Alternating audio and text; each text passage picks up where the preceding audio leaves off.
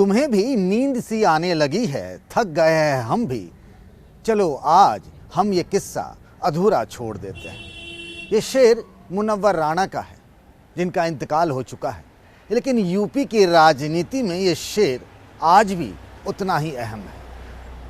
हम खड़े हैं बीएसपी ऑफिस के ठीक सामने, जहां आपसे कुछ देर पहले मायावती ने अपने जन्मदिन पर यानी बर्थडे पर प्रेस कॉन्फ्रेंस किया था। बहुत उम्मीद थी कांग्रेस वालों को कि उनके लिए कुछ गुड न्यूज आएगा, लेकिन हुआ कुछ ऐसा नहीं। उनकी उम्मीदों पर बहन जी ने पानी फेर दिया। और सबसे दिलचस्प बात ये कि यूपी की राजनीति में जो बुआ और बबुआ का रिश्ता था, वो रिश्ता भी बदल गया। हमने बात की थी शुरू मुनव्वर राणा के शेर से कि चलो ये किस्सा अधूरा छोड़ देते हैं, लेकिन मायावती ये किस्सा अधूरा छोड़ना ही नहीं चाहती है। नमस्कार, मैं हूं पंकज झा और आप मेरे साथ देख रहे हैं अंदर की बात। जी हाँ, हम ये बात आप सबसे बता रहे थे और कह रहे थे कि ये जो यूपी की राजनीति में बुआ और बबुआ वाला रिलेशनशिप था, वो अब कुछ बदल गया है। मायावती ने बिना अखिलेश यादव का नाम लिए ही आज उन्हें गिरगिट बता दिया है। कहा गिरगिट वाला रंग, वो गिरगिट के रंग बदलने वाली कहावत तो आपने सुनी होगी।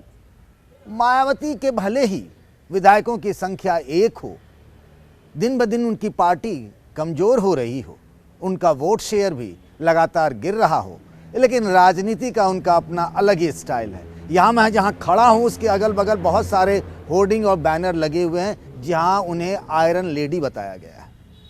शुरुआत तो अखिलेश यादव ने की थी, बात बलिया की थी, आपको याद दिला देना बेहतर रहेगा। जब उनसे पत्रकारों ने सवाल किया था कि गठबंधन में मायावती रहेंगी या नहीं रहेंगी, तो फिर पलटकर अखिलेश यादव ने जवाब दिया था कि उनकी गारंटी कौन लेगा, तुम लोगे। यानी चुनाव में अगर मायावती आ भी गई गठबंधन में, तो चुनाव बाद तो वो कहीं भी जा सकती हैं, वो कहीं भी पलटी मार सकती हैं। इशारों ही इशारों में अखिलेश यादव ने मायावती को बीजेपी की बी टीम बताया। लेकिन आज मायावती 2 हथियार लेकर निकली हैं अखिलेश यादव का खेल खराब करने के लिए। खेल तो उन्होंने खराब पहले ही थोड़ा बहुत कर दिया था, जब इस बात के थोड़े बहुत हवा चलने लगी थी, इस तरह की बातें कही जाने लगी थी। कांग्रेस के नेता हाथ जोड़कर कहने लगे थे, बहन जी से अपील करने लगे थे कि हे बहन जी आइए कांग्रेस के साथ गठबंधन कर लीजिए, कांग्रेस के साथ गठबंधन कर लेंगी तो कांग्रेस की लाज रह जाएगी यूपी में। बहन जी ने बिल्कुल दया नहीं दिखाई, उन्होंने कांग्रेस का साथ लेने से साफ इनकार कर दिया। जब इस तरह के संकेत मिल रहे थे ना, तो कांग्रेस वाले भी चौड़े हो गए थे, अखिलेश यादव को आंखें दिखाने लगे थे। अखिलेश भी पार्टी के नेताओं को ये कहने लगे थे बंद कमरों वाली बैठकों में कि मायावती पर अब कोई बोलेगा नहीं, अगर बोलना होगा तो मैं खुद बोलूँगा। और यही बोलकर वो फंस भी गए थे। मायावती ने आज 2 बातें कही। एक तो अखिलेश यादव को गिरगिट बताकर उन्होंने एक लंबी पॉलिटिकल मैसेज देने की कोशिश की। इससे पहले उन्होंने कहा था, अब लोग ये भी पूछेंगे ना भाई, अगर अखिलेश यादव गिरगिट की तरह रंग बदलने वाले जातिवादी नेता हैं जैसा मायावती कहती हैं, तो फिर 2019 में उन्होंने क्यों गठबंधन कर लिया था। तो मायावती कहती भी हैं कि उन्होंने उनका चाल चरित्र और चेहरा बदलने के लिए गठबंधन किया था, लेकिन चुनाव बाद ही उन्हें लगने लगा था कि वो जातिवादी हो गए हैं। अब गिरगिट बताकर मायावती अखिलेश को कहीं ना कहीं दलित विरोधी बताने में जुट गई है। अब मायावती का खेल तो क्लियर हो चुका है कि वो अकेले चुनाव लड़ेंगी यूपी में लोकसभा की सभी 80 सीटों पर, देश में बाकी लोकसभा सीटों पर। हम लेकिन बात यूपी की ही करते हैं, जहां अखिलेश और मायावती का झगड़ा अब ऐसा हो चुका है कि मायावती ने अखिलेश को अपना नंबर 1 दुश्मन तो बना ही लिया है। गिरगिट की तरह बताकर उन्होंने दलितों में एक मैसेज देने की कोशिश की है, जो उनका बेस वोट है, कि ये जो अखिलेश यादव आपके पास आते हैं और आजकल जो उन्होंने अपनी पार्टी में बाबा साहब अम्बेडकर वाहिनी एक नया मोर्चा भी बना लिया है और अम्बेडकर की बात करते हैं, दलितों की बात करते हैं, पिछड़ों की बात करते हैं, वो अखिलेश यादव गिरगिट की तरह रंग बदलते हैं। अखिलेश ऐसे है नहीं, वो जातिवादी नेता है। मायावती बताना चाहती, लोगों को सतर्क करना चाहती। दूसरा, उन्होंने जब सारे नेता कुछ एक आध नेताओं को छोड़कर जब अब बाबरी मस्जिद का कोई नाम भी नहीं लेता है, असदुद्दीन ओवैसी जैसे नेता आज भी भले वो कहते हैं कि बाबरी मस्जिद जो है उसकी शहादत हो गई, मायावती ने अचानक से बाबरी मस्जिद का जिक्र कर अखिलेश को घेरने की कोशिशें तेज कर दी। मतलब साफ है कि आने वाले लोकसभा चुनाव में मायावती की पार्टी बीएसपी से मुसलमानों को खूब टिकट मिलेगा, ये तो तय है।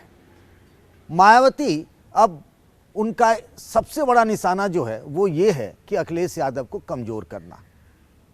मायावती ने पहले ही कह दिया कि उन्होंने अपना उत्तराधिकारी आकाश आनंद को बनाया है, लेकिन वो राजनीति से न टायर्ड है, न रिटायर्ड है, न संन्यास लेने का उनका मन है। यानी उनकी नज़र भी 2027 पर है। अखिलेश यादव भी बार बार ये बात कहते हैं कि उनका असली मुकाबला तो 2027 का है, यानी यूपी के मुख्यमंत्री बनने की जो बात है वो दोनों के निशाने पर है। तो जो मैं बात कह रहा था, बाबरी मस्जिद की बात कहकर मायावती मुसलमानों के दिलों तक फिर से पहुंचना चाहती है। उन्हें पता है कि लोकसभा चुनाव में अखिलेश यादव दो नावों की सवारी करने की फिराक में।